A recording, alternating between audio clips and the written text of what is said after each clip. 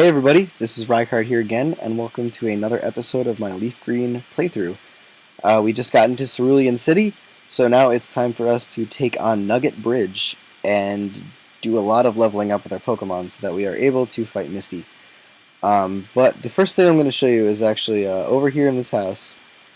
There is this man right here, and he is actually the first person we interact with in the game that asks for a trade. And here you go, as you can see, he's asking for a Poliwhirl, and he wants to trade it for a Jinx. Unfortunately, we can't get a Poliwag or a Poliwhirl just yet, so that'll be something we come back to later.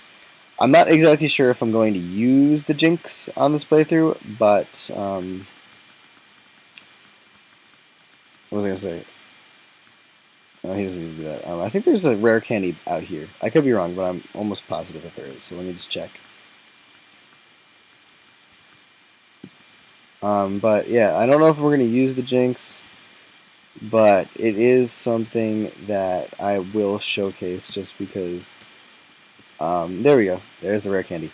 It is, part of the whole trades run, and I'm going to do all the trades whether or not I use the Pokemon, but, alright, we're about to, ooh, crap, I forgot about this. We have a battle with our rival. I'm an idiot, I don't know how I could forget about this one. But hopefully we are able to handle it. I think what he has is a Pidgeotto, okay. Level 17, luckily we have our Pikachu out, but crap, we're under-leveled. This should be a 2-hit, hopefully. 2-hit, not 3-hit. Oh gosh, it's 3-hit. Crap. Alright, well, we gotta switch.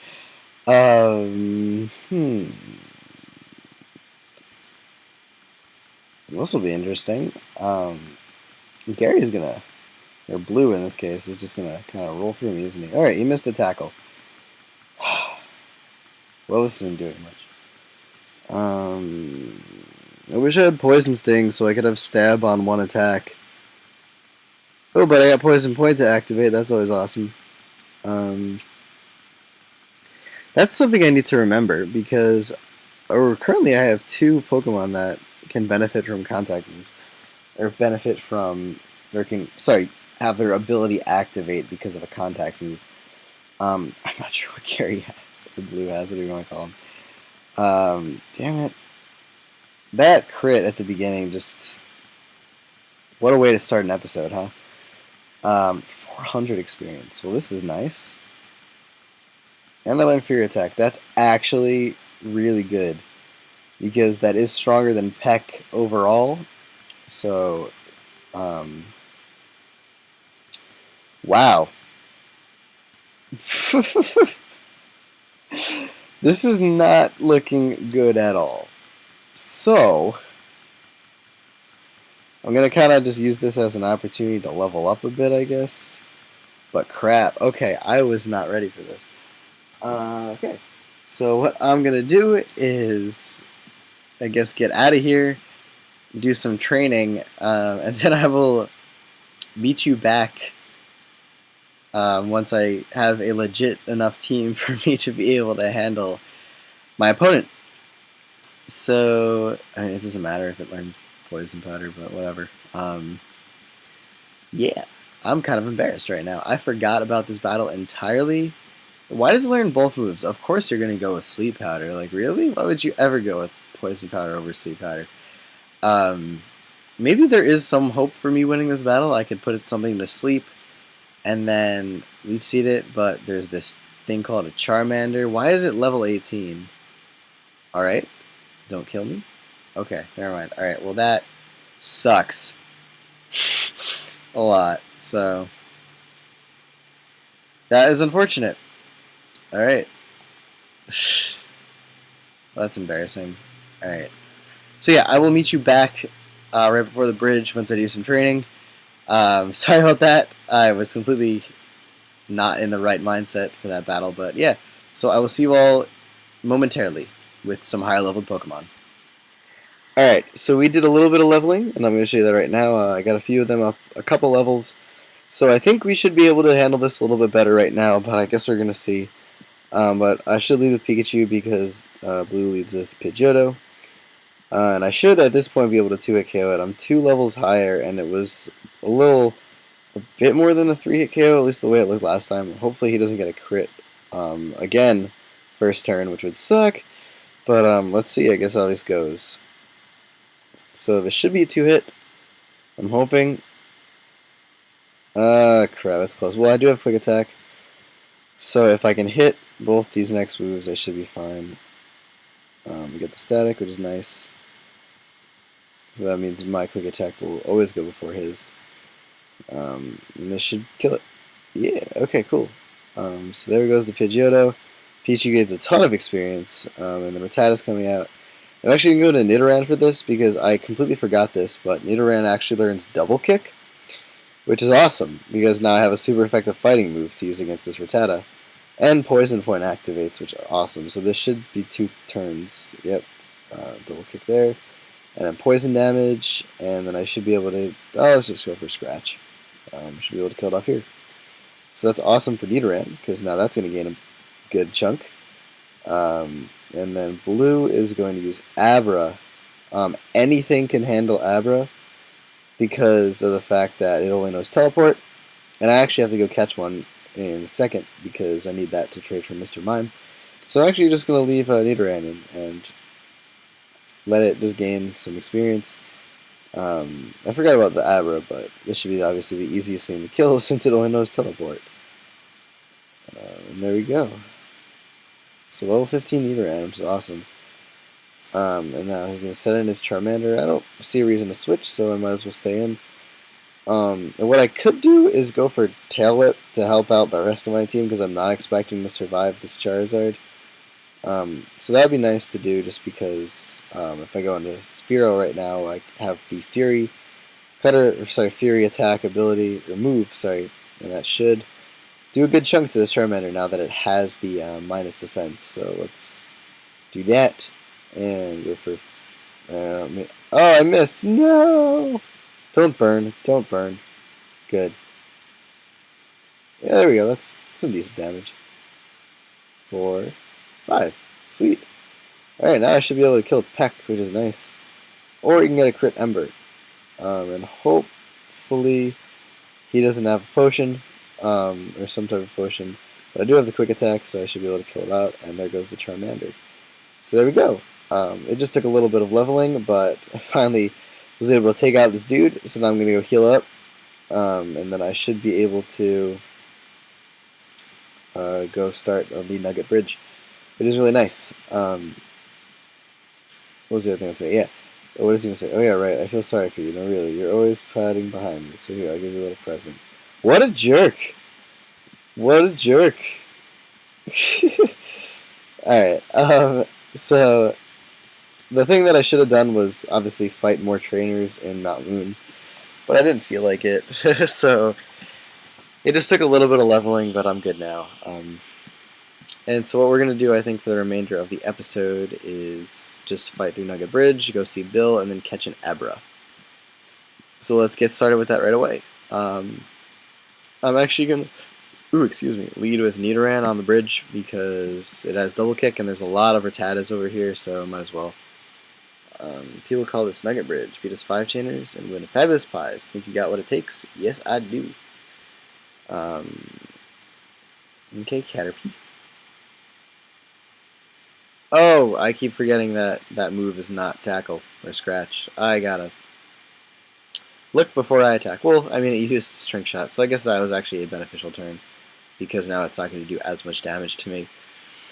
Crit Scratch, awesome.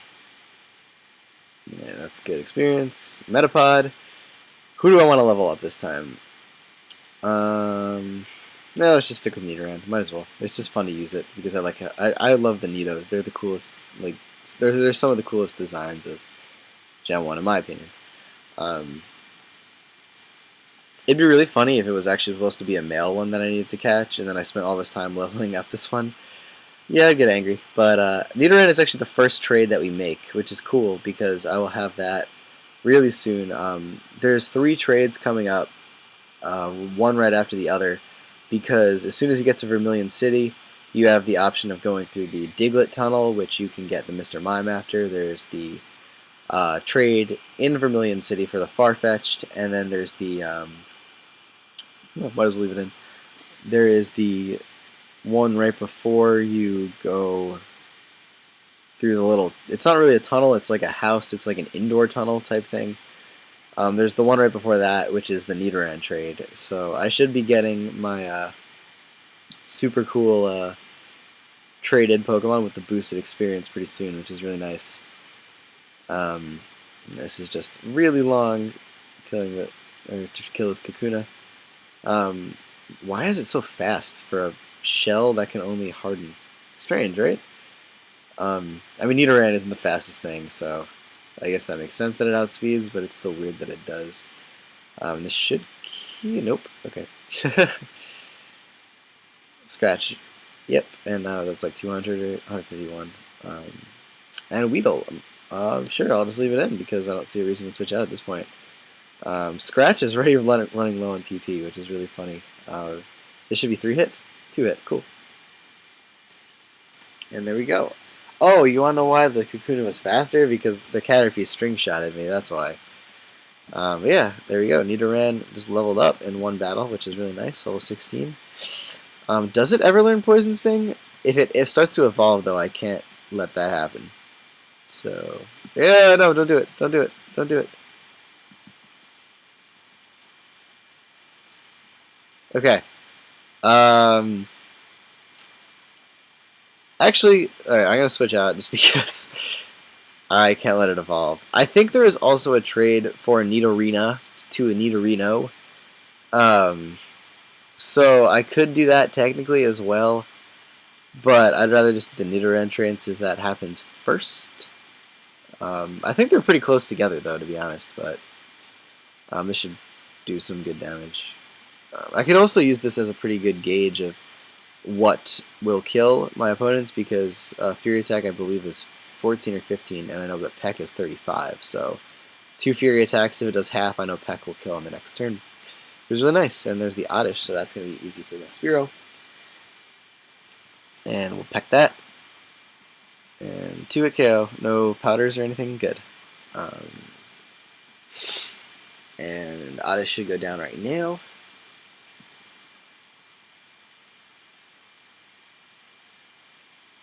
And Bellsprout, sweet. So this was actually the perfect switch to make for this battle. And Peck should... Who has more defense? I think Oddish has more defense, so yeah, Bellsprout will go down in one shot. Awesome. And there we go. And that gained 200, that's pretty good. The thing about doing the leveling now is that it sucks because if I had the boosted experience already, they would be at a much higher level than they are now, but I have to obviously level my Pokemon up so that they can handle fighting Misty and all those trainers that I'm going on this road as well. So, or sorry, is it Nugget Bridge? That's what I mean. Going on this bridge, I have to be able to handle them, so I need to level up now so that I can do that. This is gonna, you know what? I'm just gonna switch out into Bulbasaur, and Bulbasaur is almost gonna level up, or will level up and evolve, which is pretty sweet. Yeah, I might as well just hit it from the special side because it's defense curling, and Sandshrew is more or less the physical defensive type as opposed to a special defensive one. Ekans, I'll leave it in, why not?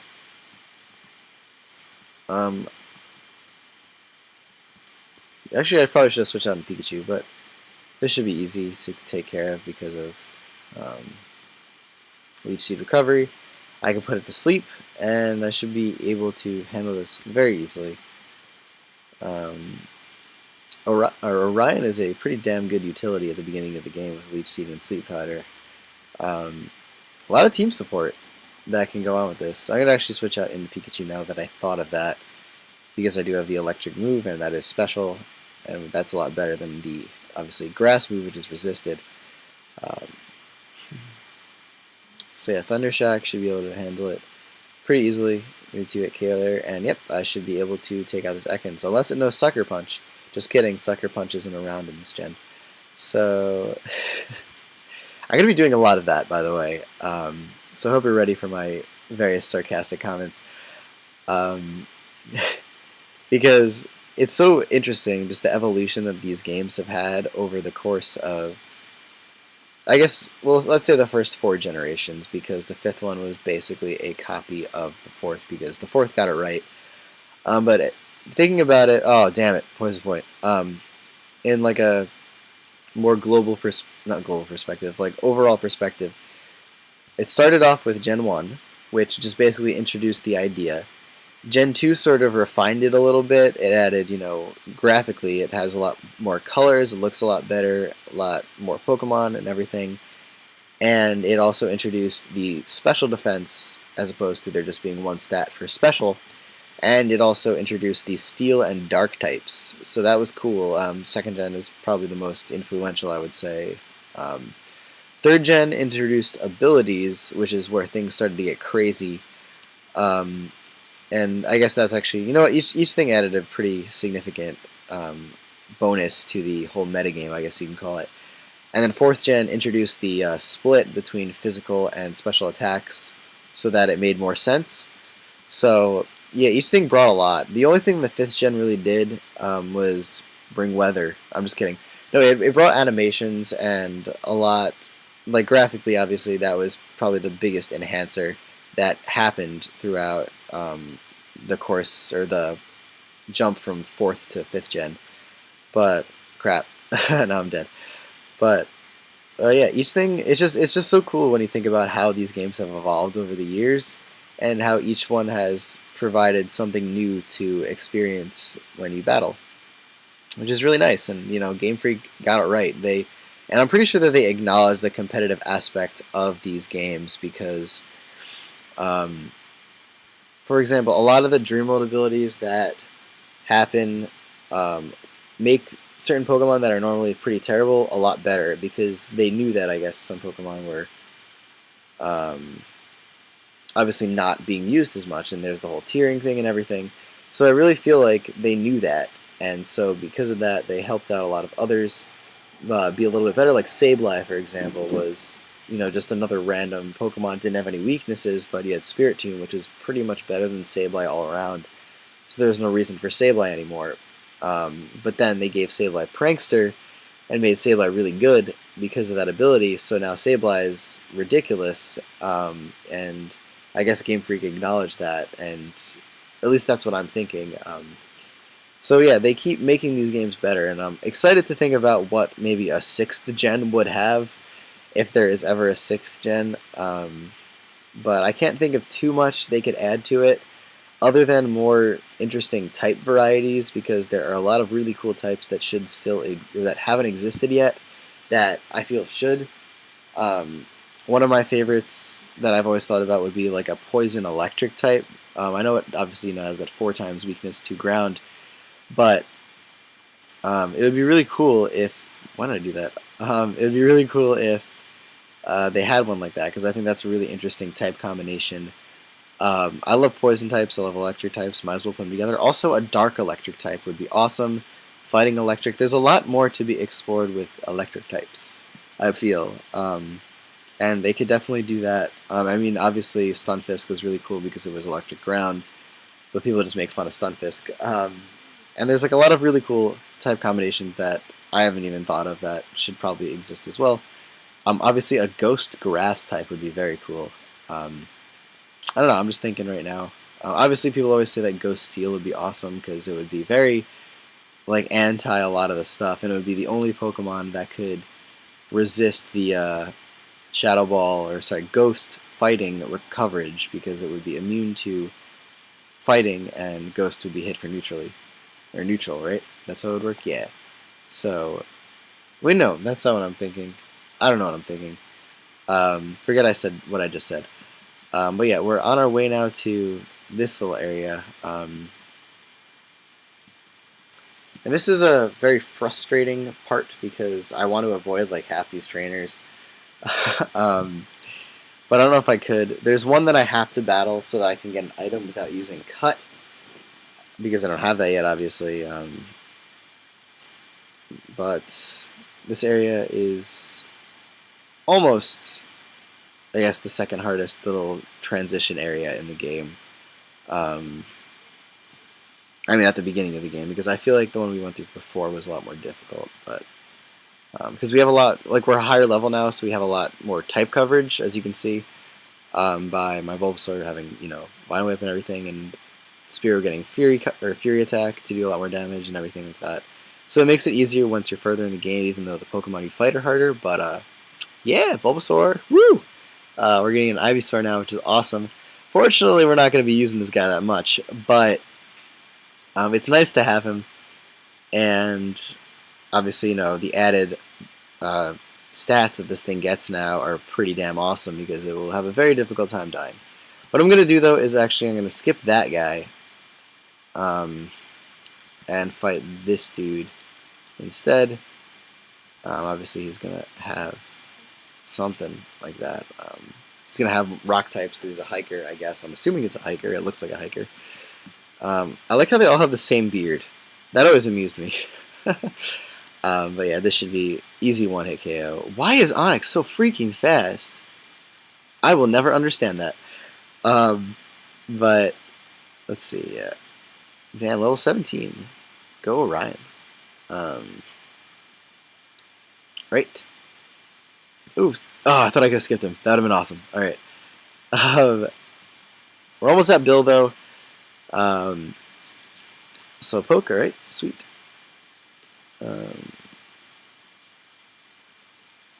See, the more I use, oh, I forgot about that. The more I use Bulbasaur or Ivysaur now, the more experience grinding I'm gonna have to do later for the Pokemon that I'm actually using, which is frustrating, but whatever. Please don't miss. Good. Okay. I don't want to waste a Vine Whip because they have 10 PP, which sucks.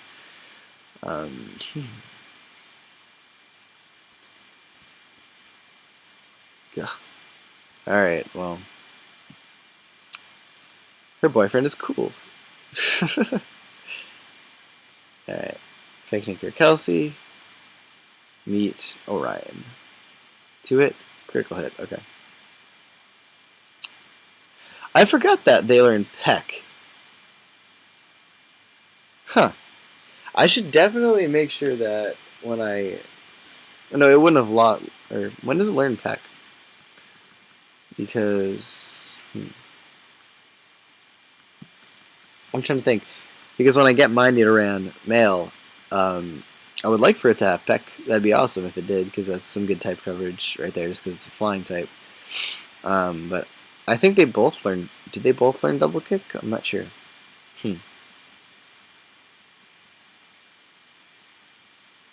Yeah, Pikachu's gonna level up. I don't exactly know when Pikachu learns like the stronger electric moves like Thunderbolt and stuff like that. Hopefully soon. It'd be very useful. Nope. We're just kind of going through this. I think we're almost there. A couple more maybe. But this is the part of the game that tends to drag on, but it's good for experience and everything, so it's not the worst part to go through. I do want Ivysaur and Pikachu at the higher levels just to be able to take on Misty, but right now obviously I can't even bring Pikachu in because it doesn't have anything to hit these guys. Outside of Quick Attack, which obviously isn't going to be doing that much damage. Actually, I could go to Nidoran and do Double Kick. I should be doing that.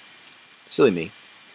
It's not going to be doing too much damage, but it's still there to get experience, and I can still just halt the evolution as long as I want to. So it's just frustrating because I feel like I'm accidentally going to let it go at one point.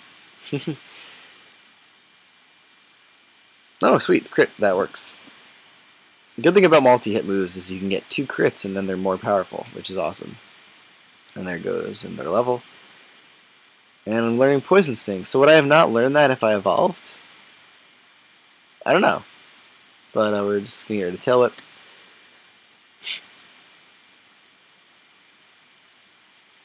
And here comes Machop. That's good for my Spearow, so I'll switch out into that.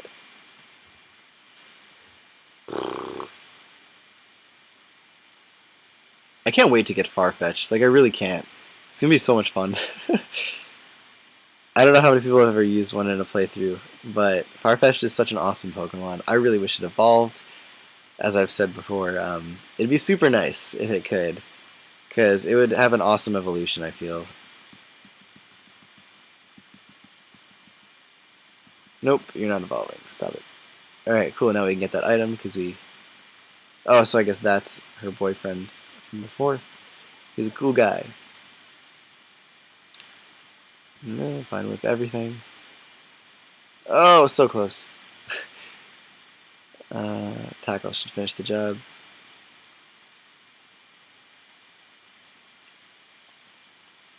Switch on Pikachu.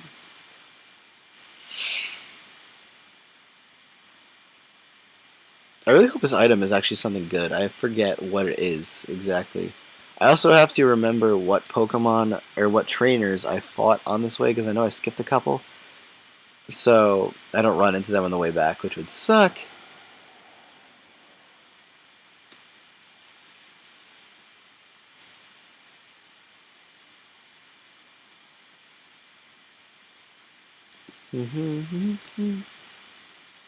Alright, Secret Power. That's actually pretty good.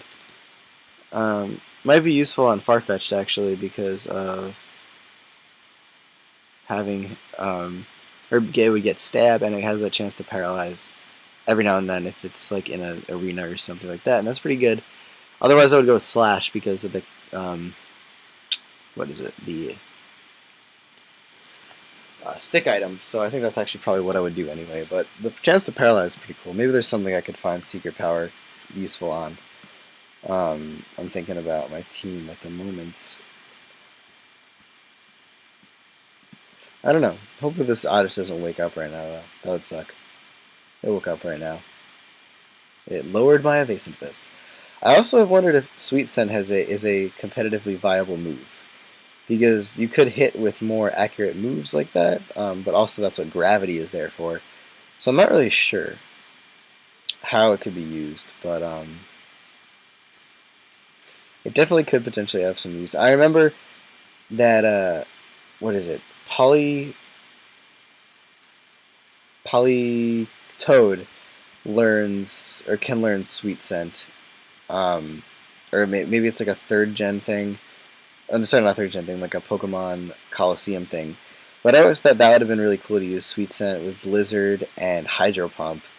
But unfortunately, you know, people aren't using Toad for that anymore. They're just using it for Rain.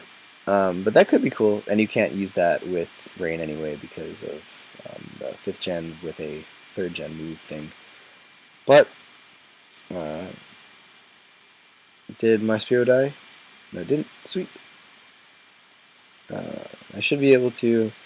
I think this is the last trainer I have to fight, so hopefully I kill this thing in one shot because... Dang it. I want to level up, obviously. Alright, we're almost at Bill. Yay!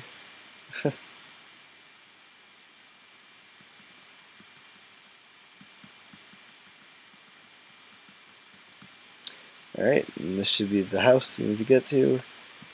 Here he is. Talk to him, his Pokemon, blah blah.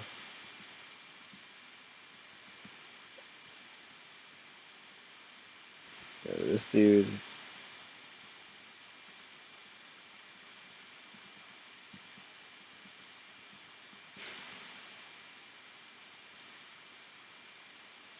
Alright.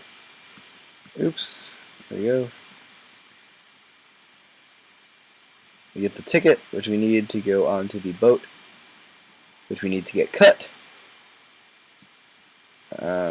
Maybe, do I have an escape rope? I do have an escape rope. Can I use that in here? Nope. Apparently Oak can talk to me from an entire town away. Sweet. Alright, I have to avoid this dude. I fought both of these guys, right? And I fought her. Did I avoid him? I avoided that guy. Alright, sweet. The only thing left to do is catch an Abra. So I will meet you back when I do that. We're going to do this really quick because, yeah. Maybe I'll get it first shot. Nope. Okay. So I will see you when I get my Abra, and we'll catch that, and that'll be the end of this episode. So I'll see you in a moment. Alright. So we found our Abra. And level 10, pretty cool. I'm actually going to take this opportunity to put it to sleep first, since these things are kind of difficult to catch. And obviously can't teleport when it's asleep. The main thing about Abra is you generally have to throw a Pokeball first turn. Otherwise, you're probably not going to get it. So we're going to do that and then go into our bag, and we shall hopefully catch it. I found one before, didn't get it unfortunately, so I'm recording this one.